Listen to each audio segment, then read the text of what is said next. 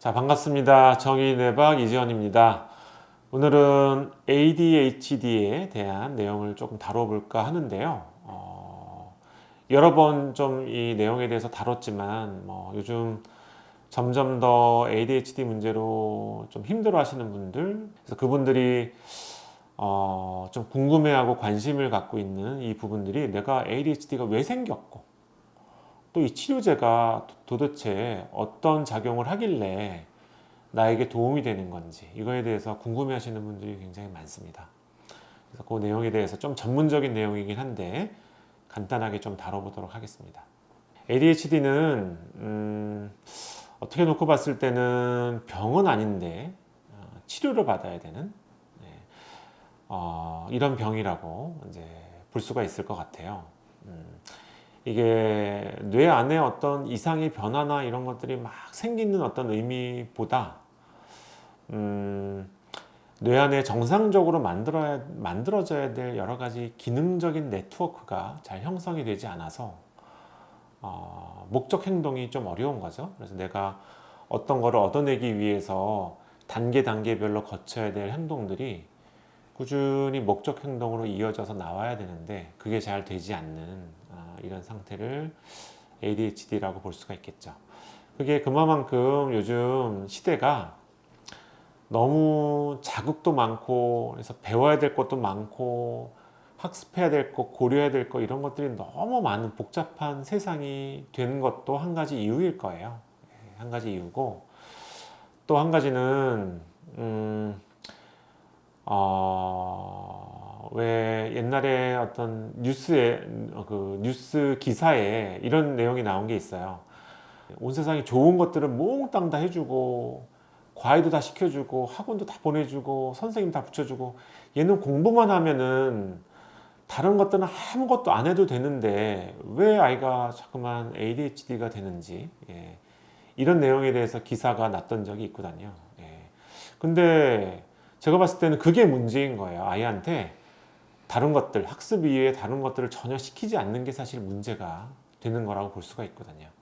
이게 하나하나 어떤 기능이 스스로 할 수 있어야 그게 뇌 안에 네트워크를 만들고 이게 어떤 기능으로 이어지게 되는데 그렇지 않게 되니까 산만해지게 되는 거죠.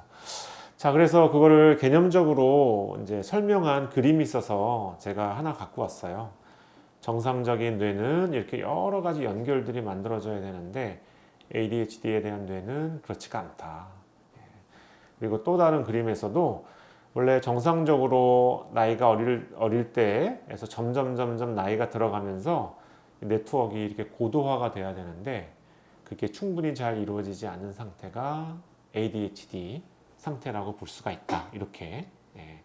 그래서 자꾸만 전두엽의 기능이 올라오고 어떤 목적 행동이 많아지고 문제 해결 능력이 점점 좋아지고 이렇게 돼야 뇌 네트워크는 좋아지게 되는 거거든요. 그래서 이거는 뇌 영상 연구의 결과인데요. 이렇게 ADHD가 없는 사람들은 이게 전두엽의 활성도가 올라오게 돼요. 올라오게 되는데 ADHD가 있는 사람의 뇌는 전두엽의 활성도가 많이 올라와 있지가 않죠. 그래서 이게 치료를 통해서 전두엽 활성도가 올라오는 상태가 되면은 점점 ADHD 증상이 좀 줄어들고 안정화되는 이런 치료의 과정을 이제 겪게 되겠죠. 이 ADHD 치료제가 그러면은 어떤 역할을 하길래 이렇게 네트워크가 잘 만들어져 있지 않은 상태에서 이 네트워크를 강화시키는 역할을 하게 되느냐? 이 ADHD 치료제는 이 노에피네프린이라고 하는 물질을 좀 강화시켜주는 이런 역할을 하게 됩니다. 그래서 이 노에피네프린은 여기에 이제 노에피네프린이 만약에 억제가 되면 어떤 약물로 그러면은 이렇게 어떤 자극을 받아들이는 이걸 펄셉션이라고 이야기를 해요. 이런 게 많이 줄어들게 되고요. 노에피네프린이 많아지면은 펄셉션이라는 게 많이 올라가게 되는 거거든요. 그래서 내가 나한테 한 10개의 정보가 지금 갑자기 나한테 들어와요. 근데 이거에 대해서 내가 지금 어떤 정보에 집중해야 되는지를 잘 모르면 산만해지게 될 수밖에 없어요. 이것도 조금, 저것도 조금, 이것도 조금 이렇게 왔다 갔다 산만한 상태가 될 수밖에 없어요. 이 10개 중에 내가 지금 제일 중요한 정보가 뭔지를 내가 딱 파악을 해야죠. 그래서 한 가지, 두 가지 정보에 집중을 하고 나머지 8개는 버리는 거죠.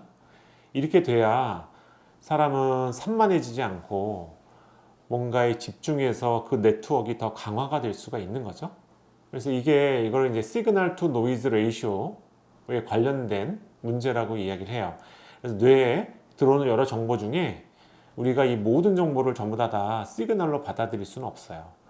노이즈, 필요 없는 정보들은 걸러내고 이거를 제거를 해야 내가 지금 어떤 정보, 어떤 시그널에 집중을 해야 될지를 조금 더 명확하게 알 수 있게 되는 거거든요. 근데 거기에 이 노에피네프린이 작용을 하게 되는 거예요. 자, 그래서 노에피네프린이 부족한 상황에서는 여기 그림에 나와 있듯이 이 시그널이라고 하는 글자가 잘 보이지가 않거든요. 노이즈하고 시그널이 이게 별로 분명하게 구분이 되지 않은 상태가 되기 때문에 그런 거예요.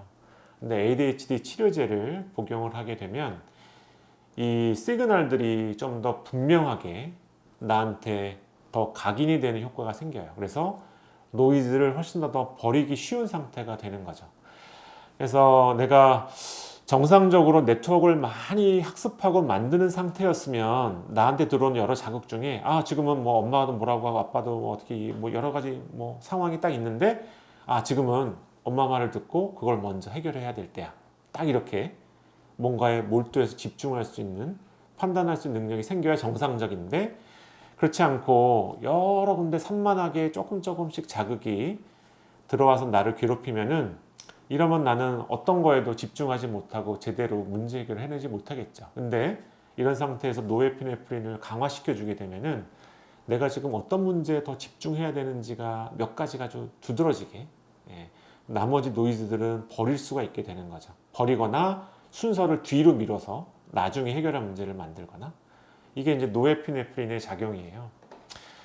자, 그래서 이거를 조금 더 쉽게 설명한 표가 있어서 하나 갖고 왔는데요. 그래서 이 집중력에는 이제 노에피네프린이라는 거하고 도파민이라는 게 중요한 영향을 주고 있다라고 하는 거예요. 그래서 사람의 뇌에 노에피네프린이 좀 분명해야 시그널이 확 강해지는 효과가 생기고요. 시그널이 확 강해지는, 또 도파민이 적당한 수준이 되어야지만 노이즈가 줄어들게 되고, 그래서 메틸페니데이트나 이런 약들이 노에피네프린, 도파민을 강화시켜주는 이런 역할을 하게 되는데, 그게 뇌 안에서는 시그널이 좀 더 분명해지고 노이즈는 줄어드는 이런 효과를 보이게 되어 있는 거죠. 그래서 내가 뭔가 어떤 거를 선택을 해야 될지가 조금 더 분명해지는 이런 상태가 되게 됩니다. 근데 이거는 계속 이 상태가 유지가 되지가 않아요. 약효가 떨어지게 되면 이런 노이즈와 시그널의 이 균형 관계는 또다시 무너지게 되어 있거든요. 그래서 ADHD 치료제가 효과가 좋을 때는 집중했다가 효과가 떨어지면 다시 원상태로 되는 게 이것 때문에 그런 거예요.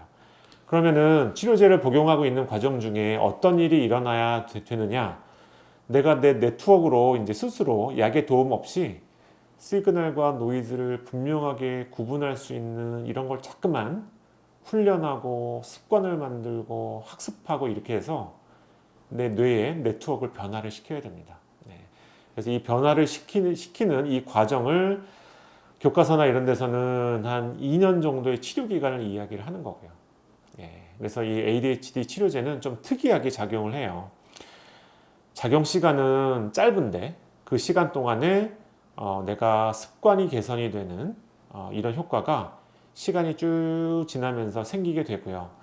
나중에는 약을 먹으나 안 먹으나 내가 집중할 수 있는 능력이 비슷해지는 상태가 됐을 때 약을 끊는, 이런 식으로 치료의 과정을 이어가게 이제 하는 겁니다. 그래서 ADHD는 습관이고 이 습관을 교정하는 데 도움이 되는 약이 ADHD 치료제다. 이렇게 말씀을 드릴 수 있을 것 같아요. 자, ADHD가 왜 생기고 또 치료제가 어떤 역할을 하는지에 좀 궁금하셨던 분들에게 좀 좋은 정보가 되셨으면 좋겠습니다. 자, 오늘 내용 여기서 마치겠습니다. 감사합니다.